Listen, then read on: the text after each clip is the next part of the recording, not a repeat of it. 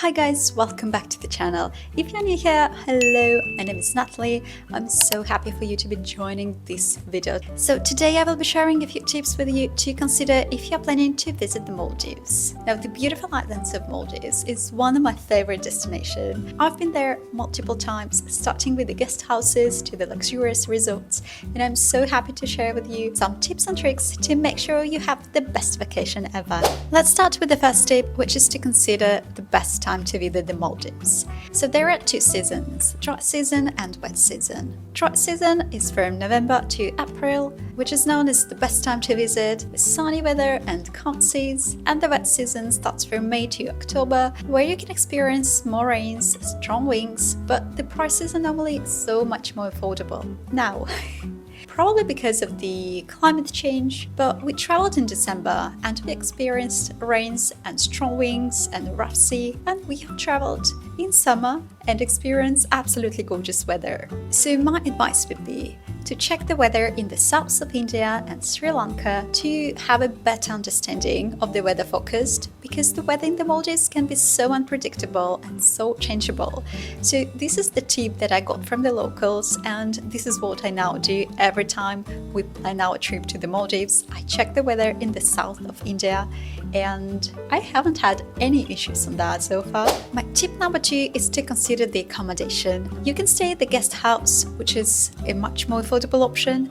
Now the guest houses are located on the local islands, and we stayed in the guest house a few years ago when we were young professionals on a limited budget, but with a big dream to visit the Maldives. So we really liked the experience. The price is definitely much more affordable comparing to luxurious resorts.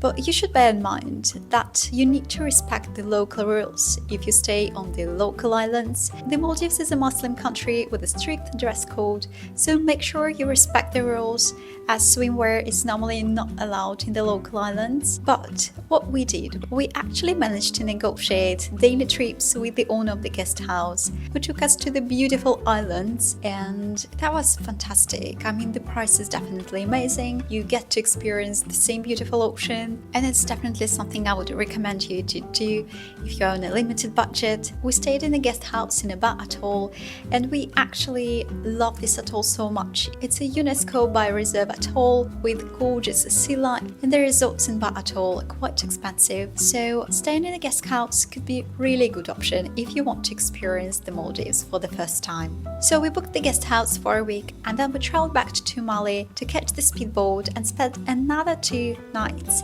in a beautiful resort which was not that far from Mali. So combining guest house with a resort could be actually a nice option if you are on a limited budget.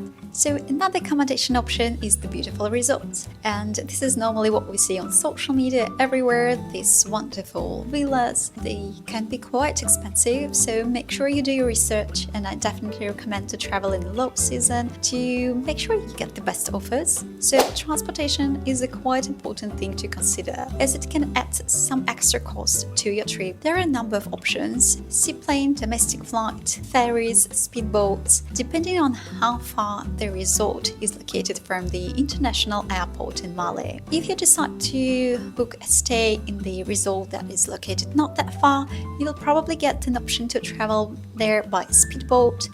But bear in mind that the sea could be quite rough, so definitely something to consider. Now you can get to the resort by booking the domestic flight. So domestic flight is normally more affordable than a seaplane, but to be honest, I would still prefer to travel by the seaplane because it's such a more pleasant and luxurious experience, and the seaplane takes you directly to the resort. While if you choose a domestic flight, you will still need to get to the resort by the speedboat. Now when you book your stay, make sure you check all the taxes that are normally not included into the price, so just something to be aware of. Pay attention whether meals are included or not into the final price. So normally we go for bed and breakfast option, which means that you will only have breakfast included, and you will have the chance to explore other restaurants of the resorts and be more flexible, but this is just our preference, it's really up to you. So like I said, The Maldives is a Muslim country, so make sure you respect the dress code.